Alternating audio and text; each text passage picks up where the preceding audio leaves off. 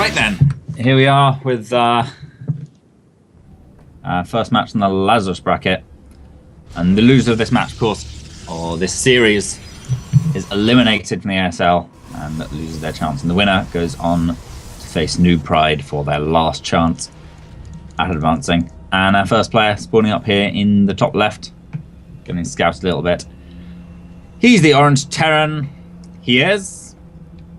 Chobo Team 6, Spoom.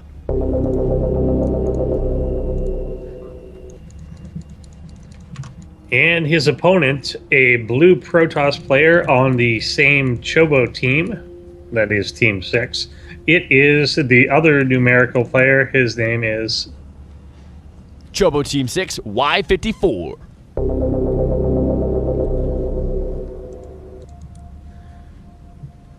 And get some pretty standard opens out of both of them to start things off with. Uh-huh. Yeah, it's been a pretty standard day so far. We haven't seen anything crazy. Yeah, I think the only thing that really approached craziness was the Oracle proxy and the Widow Mines, but that's everything else has been pretty straightforward. Yeah, definitely so far. So we'll see as Y54 goes for the expansion there. Stalker is now out to receive the Reaper wherever that is. Where's the Reaper's just somewhere else. I think he's just looking for proxies, so as opposed to actually getting across and putting any pressure on. He wants to make sure that there aren't any shenanigans. Yeah, and this is going to be a relatively shenanigan-free game. There is a Stargate though, but it's in base for Y54. So there's like with an in-base Stargate, it's a lot better if you want to go. You can still open oracles; they'll arrive a little later, but they're still oracles. But it's a little better if you want to get something out after that, like exactly. you go into Phoenix Colossus, or even something crazy like you want to go for Carriers or Tempests or something like that. But I don't know. We'll see. Yeah, see how that does develop. It's one of those things I don't mind a few Phoenix out kind of for drop control later on. So having that to fall back on, you're not going to build a Stargate just for that usually. But if you've already got one and you got some use out of it, then you may grab something like that out. And it will be an Oracle coming. The Reaper pokes on in, but just wants to see that the Natural's there. He's not being super aggressive or anything with it. In terms of scouting or anything. Yeah, no, not at all. Which means he's actually not going to see this Stargate until, well, really until the Oracle sort of busts into his middle line. There is a missile out there, though. So it's already there. 3 Marines. Yeah. He's going to be perfectly fine. He'll be okay. There could be room if he swings down to the Natural, like if he realizes it in time, swings down.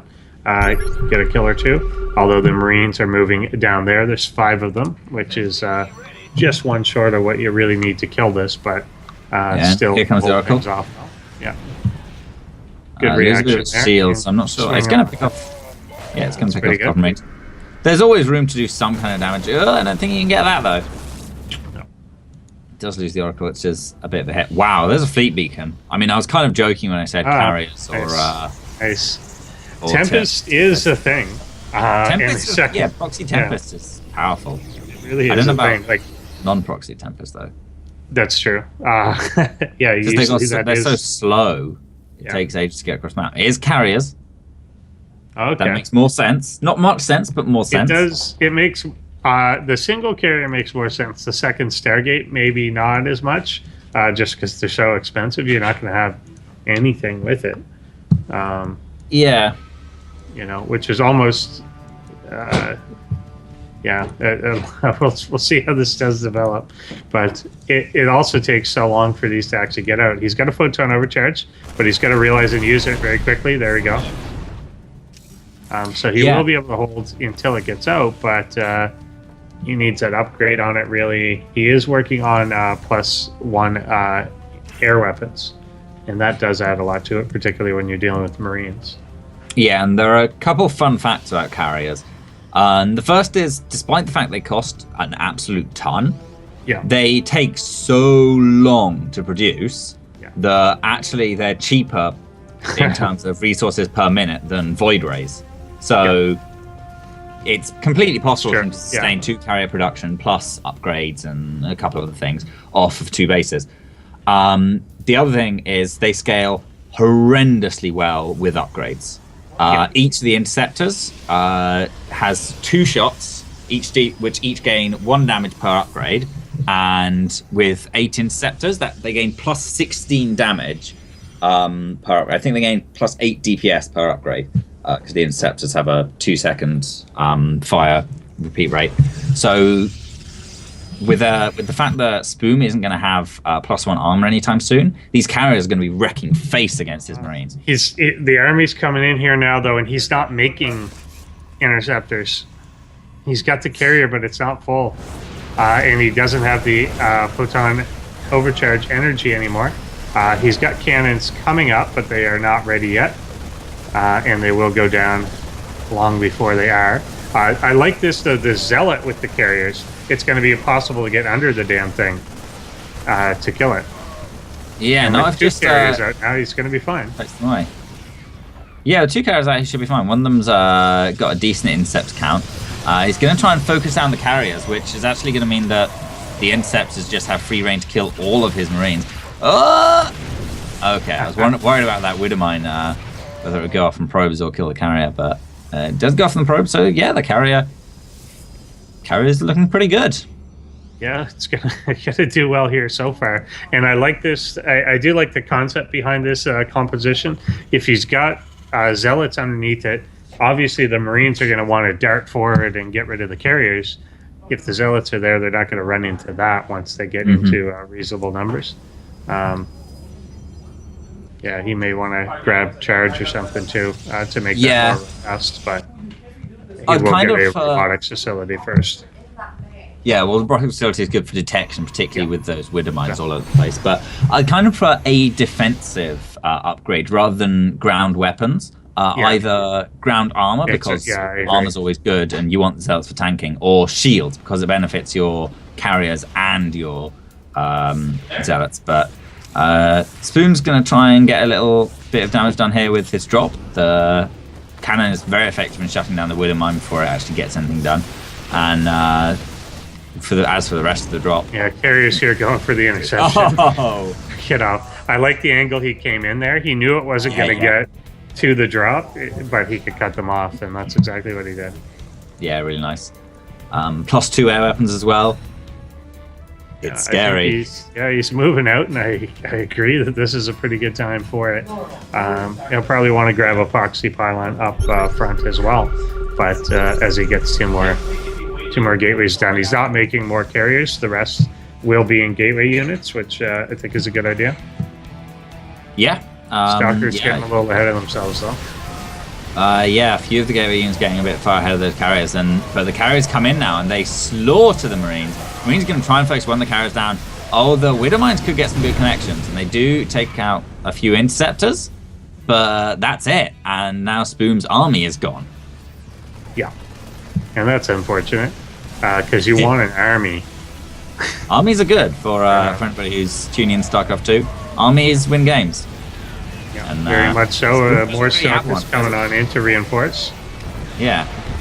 Good force fields there, too. That's another key to it. Again, you're trying to, like, stem up and run underneath the carriers. If he doesn't allow him to ever do that, then it's hard not to be cost efficient.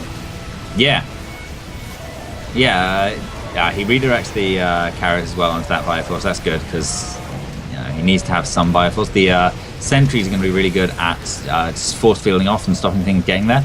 But I don't know, these Widowmines are crazy to predict with all the carriers, the interceptors flying. Yeah, the first carrier does fall. But it's come at such cost to Spoon. It's interesting. Yeah, there's just nothing really much left that can shoot up. He's got a few Marines in the back that are just kind of slowly killing interceptors, but he's still got a good number left. Actually, oddly enough, the carrier that died was the one that had like 1 interceptor in it. So it was like the least effective carrier to kill. Yeah. Yeah, well, now, I mean, see Y54 has completely broken Spoom's natural. Spoom's sort of turtling up on one base as carriers shoot forth their interceptors to just do damage from range. And he's looking pretty good. Yeah, he's also got Spoom basically supply block for the rest of the game now. Oh, yeah. He's going to have to drop supply, but even then, he's going to have to get a few of them. He's got one last little hold here, maybe with this turret, but that's about it.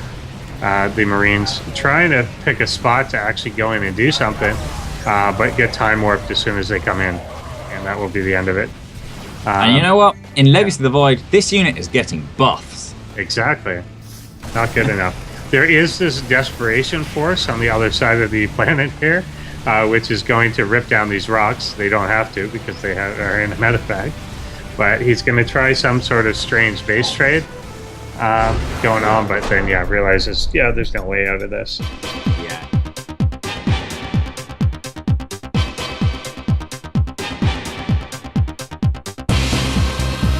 Hello, we're back. And we're on Nimbus. I think this is the first time we've seen Nimbus tonight. Yeah. But yeah, 2 players. The first of which is going to be spawning up in the top right-hand corner. Both players are from Chobo Team 6. This one spawning in blue as Protoss. And he is... Chobo Team 6, Y54.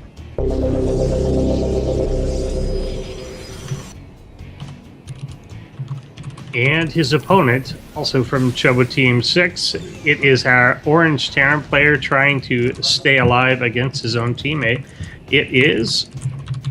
Chobo Team 6, Spoom.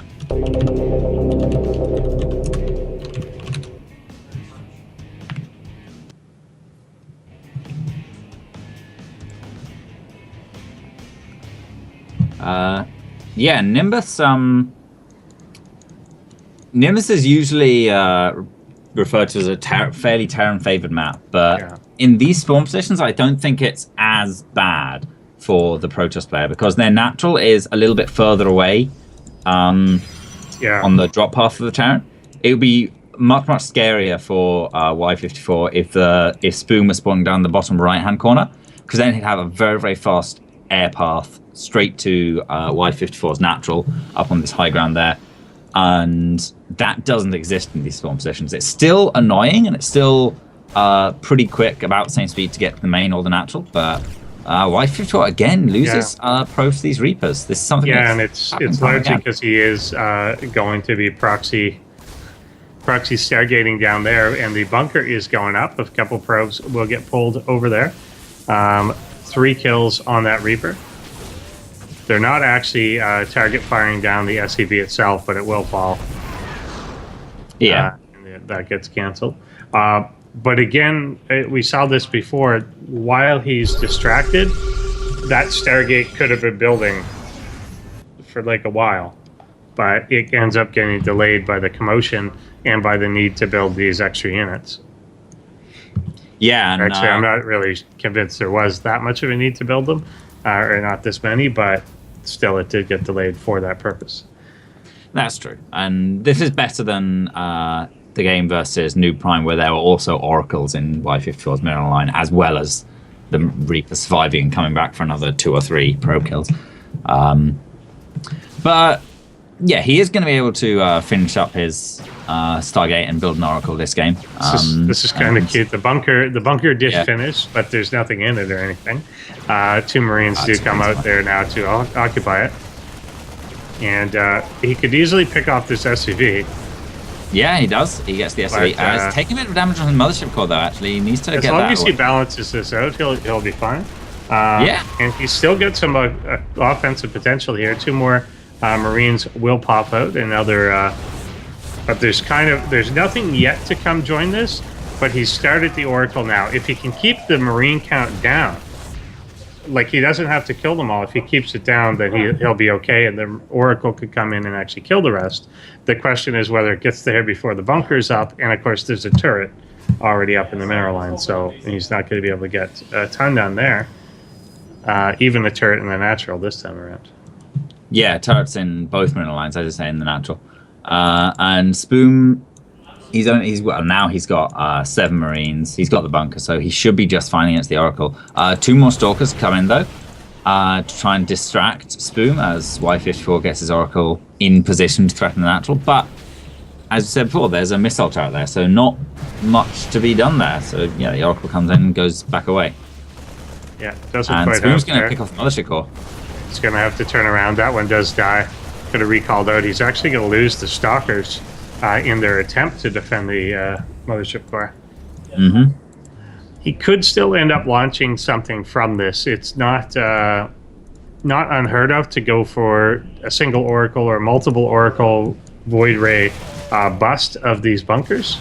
Yeah. They will go down so fast to that kind of anti-armor beam from a Void Ray, and he's still got the launching ground here. But the window for that is kind of closing, as obviously he's not building. He has supply blocked the Terran player with the kill of that supply depot up front. And more units are coming in. It's going to be a matter of whether or not he can break the bunker itself. There's a fleet beacon coming in from Y54 again. I think Tempest this time? I think this time it's going to be Tempest. I don't know though. I don't know. Seems like it should be, but yeah, I think. And it's off one base this time around. Yeah, it's going to come in, see if there's any other way to get at anything, but there's a turret up there as well. Yeah, Tempest synergized pretty nicely with the Oracle as well. The Revelation, of course, you tag a pack of Marines with that, and then your Tempest basically gets like +4 range or something. Because of the vision. We'll see. He is coming up. He may not even need it. He's got 5 zealots here, but again, no sentries to hold this out. So ultimately, he's not going to have the DPS. I wish, this is kind of the second time we saw this happen, where a sentry probably blocks off enough of that to kill it. Yeah, but, it's all just offensive, and as long as that's there, 2 Tempests are queued up. So once he gets that, he can start threatening the bunker a little more. Just force an SCV to be near it, and when the SCV comes near it, start shooting the SCV. The Oracle comes in, is going to pick off this SCV building the bunker and try and get the bunker, but he backs off. He could even go after a couple of Marines here. Like, if he can bait them out, he's almost... I don't know if this is an intention or not, but he's almost innocuously keeping the Marine count low. And his opponent may not realize why that's super important yet. As long as the Marine count's below like 12 or something, it's going to be hard for them to really jump on this. Yeah, it really is. Y54 is going to move up again. He's focusing down that missile turret with the Tempest, but Widowmine, that shouldn't really go off. He doesn't focus it down. He does get a decent hit. He could have finished it, but he ran some zealots by it. And that does actually hurt, because that's just going to kind of sit there until he comes in with the Oracle to take it out. And the energy he's going to use on the Revelation for... Is it Revelation? Whichever one gives the Oracle Envision to give the Oracle detection is going to be energy he's not using on Revelation to give his Tempest the additional range. But for now, Tempest is pretty happy just to sort of sit, poking away, forcing just that repair on the bunker. Retargeting SCVs, I think, is a good idea. It's much better sort of damage. They've got far lower HP to cost ratio, so you do a lot more damage that way. Actually, with 3 Tempest though, he might bust down the bunker. He's going to force at least more lost mining time from the SCVs. Yeah, there comes a Viking, but I'll have to switch his fire to that, but that will go down quite quickly. 1 Stalker lost again to that obnoxious Widowmine. And as aggressive and good as this is at the moment, it's a 2-base economy against just the 1. So the longer that Spoom has to prepare for this, the kind of worse it gets. Definitely. Yeah, there he comes, stemming right forward. He's going to go after one of the Tempests. Does some hull damage, but he'll be able to back out. Unlike the carriers, where if an army stims in like that, it's going to die. Here, he has the option to retreat. That is an option. Yeah, just because of the map positioning, he can run down that ledge. back to the safety of the cannons as well. And it costs as well to approach the Tempest. You're going to take a free volley, and as you run back away from the Tempest out of their range, you're going to take a free volley doing that as well. So that's the reason why Tempests are actually a powerful unit, despite being so low DPS. Yeah. They actually just, like, they get the first shot always, and they get the last shot always. They are now actually picking off the SCVs, so they're repairing this, and once those are dead, okay, the Observer in. We got a little too close for a second. But Yep. now it's going to be a lot harder for anything to come and repair this bunker. It will end up falling. Marines coming forward when I don't think they intended to. Yeah, they're going to be picked off by Y54's gateway units as well. And one really smart thing Y54 was doing just a little bit earlier was he was focusing down the bunker, and just there were 2 Tempests. Oh, the Observer gets away. He does get it. But there's another one.